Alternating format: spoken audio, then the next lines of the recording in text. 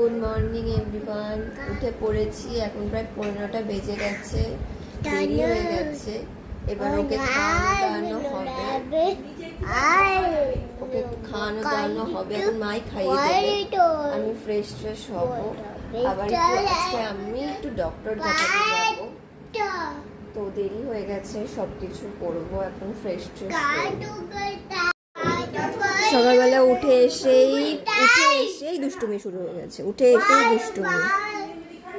এসেই দুষ্টুমি করছে।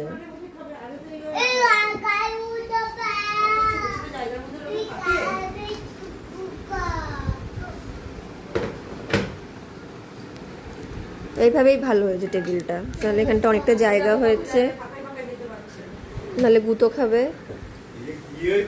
এখন কি খাচ্ছে ও মা আজকে?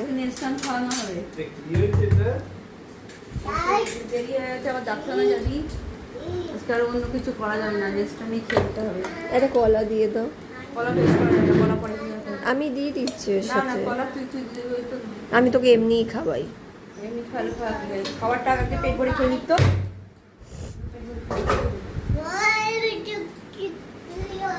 বাইরে যা, রান্না করে যাও না। উপরে একটু মশারির দড়িগুলো একটু খুলে দেবা গো, দাও না একটুখানি।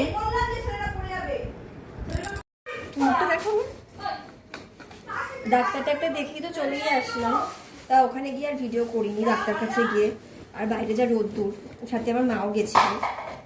তা এখন বাড়ি চলে এসেছি অনেকক্ষণ, এসে জল টল খাওয়ালাম ছেলেকে, আমরা একটু খেলাম। তা তখন আর ভিডিও করা হয়নি। কি করছে রান্নাঘরে একবার ওকে দেখাও। নর্মাল ভিডিও করবো, আমি কোনো ব্যাপার না, কথা হবে কিছু হবে না। তোকে সিনটা করেছি, দেখো সিনকের মধ্যে রাখলো কি আবার। এই পটলগুলোতে ঝুড়ি থেকে নিয়ে প্লাস্টিক থেকে তুলে এর মধ্যে ফেলে দিচ্ছে।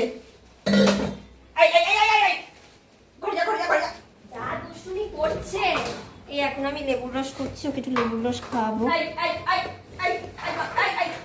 ভালো লেবুর রস আছে। যা এই ওকে দেখো কি হচ্ছে, দেখো কি করে যাচ্ছে। আরে প্লাস্টিক থেকে বড় ঘুরিয়ে দাও না হাত।